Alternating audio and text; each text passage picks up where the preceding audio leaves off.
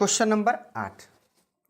Question number 8 कह रहा है y का वह मान ज्ञात कीजिए जिसके लिए बिंदु P Q के बीच की दूरी मात्रक में 10 मात्रक में। कह रहा है y का वह मान ज्ञात कीजिए जिसके लिए बिंदु P, और Q।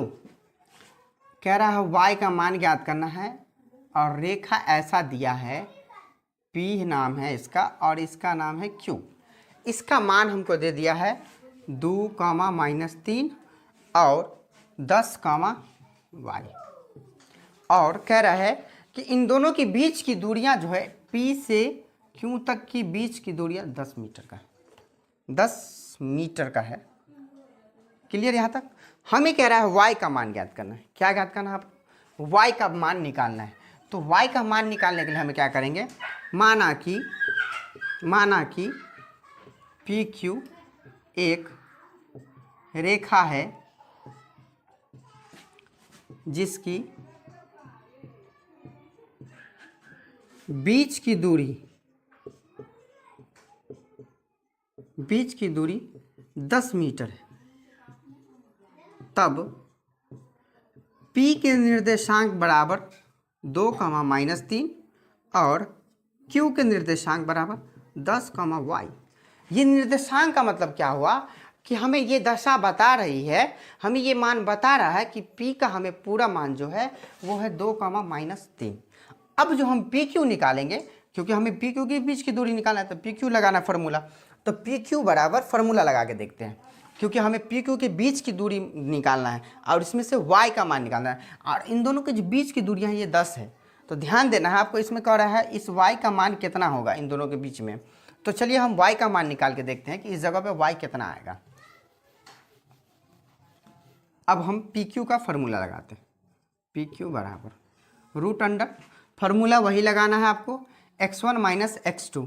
तो x1 का मान हो गया 2, x2 का मान हो गया 10, इसका होल स्क्वायर प्लस y1 का मान है -3, y2 का मान है -y। ठीक, y है यहाँ पे, फार्मूला से माइनस लगा हुआ तो माइनस दे दिया।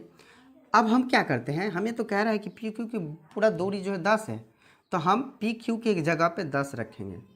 क्लियर यहाँ तक?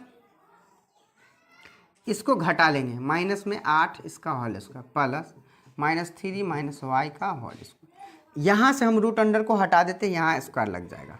√अंडर हटेगा, यहाँ स्क्वायर लग जाएगा। √अंडर हटा, स्क्वायर सटा। ठीक है, √अंडर हटा, स्क्वायर सटा।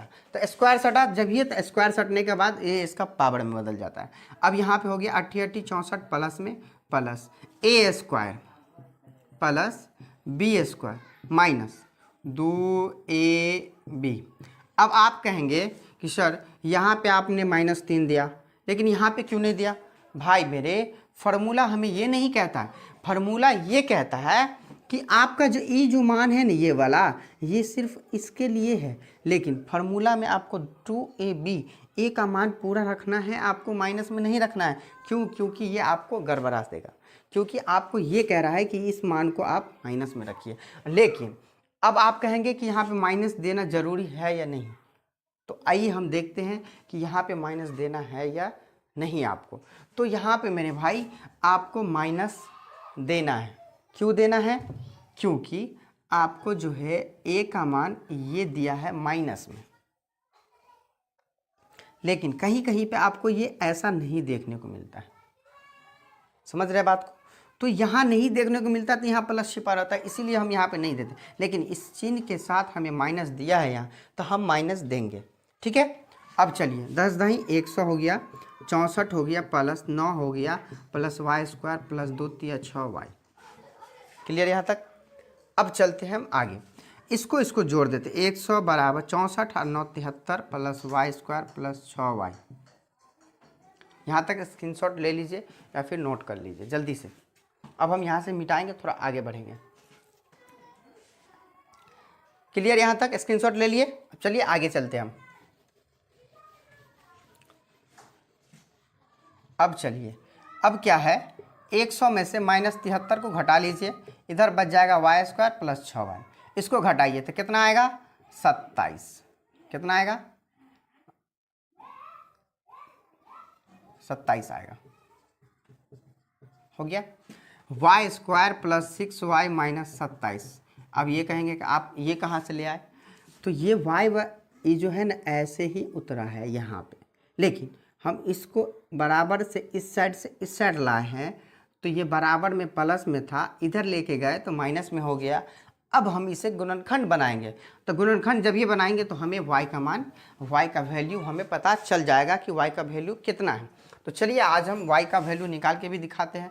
सिंपल से देखते हैं हम यहाँ से कि 9 या 27, और घटाने पे हमें प्राप्त होता है कि हमें 9 में से 3 गया तो भी 6 आ रहा है, लेकिन कंडीशन ये है कि हमें इसे किस कंडीशन से रखना है।